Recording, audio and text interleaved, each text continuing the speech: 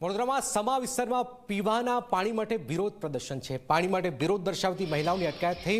મહાકાળી સોસાયટીમાં પાણીના પ્રશ્ને દેખાવો કરતી હતી મહિલાઓ। કોંગ્રેસના નેતાઓ સાથે મહિલાઓ પ્રદર્શન કરી હતી। સોસાયટીથી પગપાળા રેલી કાઢે તે પહેલા જ પોલીસ પહોંચી ગઈ।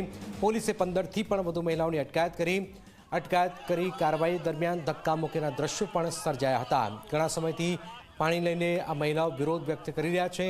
સમા વિસ્તારમાં પીવાના પાણી મુદ્દે હલ્લાબોલ કરતી મહિલાઓને પોલીસે અટકાયત કરી હતી।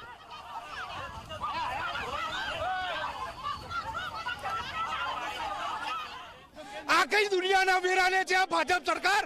તાઇબાઓમાં રૂપિયા વાપરે છે, જ્યારે પબ્લિકને પાણી આપવાની ભર ઉનાળે જરૂર પડે છે ત્યારે પાછા ભરે છે।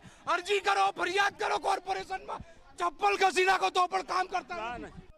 પાણીનો પ્રશ્નના રજૂઆત કરવા જઈ રહ્યા હતા, પરંતુ અહીંયા તમે જોઈ શકો છો પાણીના રજૂઆત માટે બી અહીંયા પોલીસ ડિટેઇન કરી રહી છે। અમે અહીંયા પ્રયત્ન કરીએ છીએ, વારંવાર રજૂઆત કરવા છતાં સાંભળતા નહીં।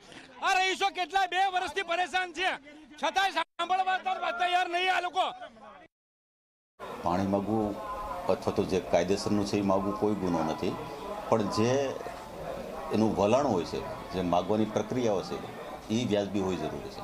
શું કર્યું એવું તો કયું ગેરવાજબી? હા, એ જ આપને કહેવા માગું છું કે આ લોકો ત્યારે એવી કરતા હતા કે રોડ ઉપર નીકળીને થાળી વણી લઈને રોડમાં અડચણ થાય અથવા તો બીજા લો એન્ડ ઓર્ડરના પ્રશ્નો ઊભા ના થાય એના માટે પોલીસે ફક્ત ડિટેન કરવા। નીકળવાની શરૂઆત કરતા હતા, લોકો તો નીકળ્યા નતા એ પહેલા ડિટેન કરવામાં આવે। નીકળવાની શરૂઆત કરતા હતા, પણ શરૂઆત એટલે શું થયું? આપ શું કહો છો કે નીકળવાની શરૂઆત કરી એટલે આગળ તો વધવાના જ છે ને? નીકળવાની શરૂઆત એટલે આગળ તો વધવાના છે ને, આવવાના જ તો રોડ ઉપર ને, હું એમ કહું છું। તો આ તરફ ભાજપના કોર્પોરેટર પણ પાણી મુદ્દે ફરિયાદ કરતા જોવા મળ્યા છે। કોર્પોરેટર ભાણજી પટેલે કહ્યું છે કે છેલ્લા 2 મહિનાથી પીવાના પાણીની સમસ્યાઓ છે। અનેક સોસાયટીમાં બહુ ઓછા પ્રેશરથી પણ પાણી આવી રહ્યું છે। જો આ ભાઈ આ સમસ્યા કરીબન 2 મહિનેથી તો સમસ્યા છે અને લો પ્રેશરની છે। પાણી બિલકુલ નથી આવતું એવું નથી।